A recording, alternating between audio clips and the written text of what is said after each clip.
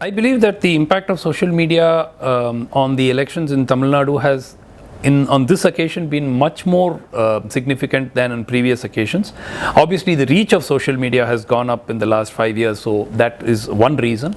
But I think it's also the fact that political parties have started to realize that this is an easy and way of reaching the electorate. So you have organized IT cells. I mean, 5-6 years ago, most of the major political parties in the state never even had an IT cell. So now, whether it's parties like the DMK, the AIADMK, and of course the BJP was the forerunner, in setting the trend. We saw how effectively they used social media in 2014.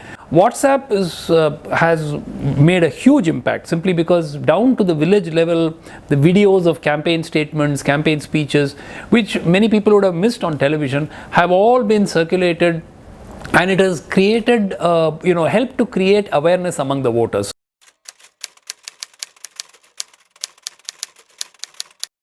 First of all, as far as BJP is concerned in Tamil Nadu, I think on this occasion there has been a clear attempt to use social media in a bigger way to try to consolidate the so-called quote-unquote Hindu vote. So I think that has been attempted. As far as the AIADMK and DMK are concerned, on this occasion, as far as this election is concerned, you've seen really slick social media commercials, what you would call advertisement films or commercials being put out. You had a lot of statements of their leaders being circulated. You had manifestos being put out, highlights from the manifestos being put out. So actually the ability to reach the voters has been leveraged very effectively.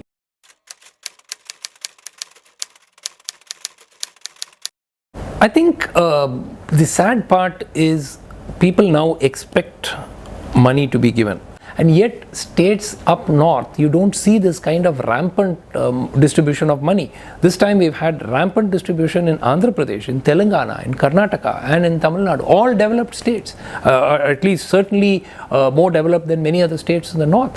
So I think that economic development seems to have some correlation because there's, people simply have more money to sort of pay off. But the sad part is that it does not seem to rankle anybody's conscience. And as long as people keep demanding money, the politicians will keep giving money and nobody will have a problem. Now, will this influence their vote? I'm not 100% sure, but certainly it vitiates the electoral process. You cannot have a free and fair election where people are being paid money by political parties for their vote. That is simply not possible. It is for all of us as citizens to raise our voice and create awareness so that hopefully at least in a few years down the line, this evil practice is rooted.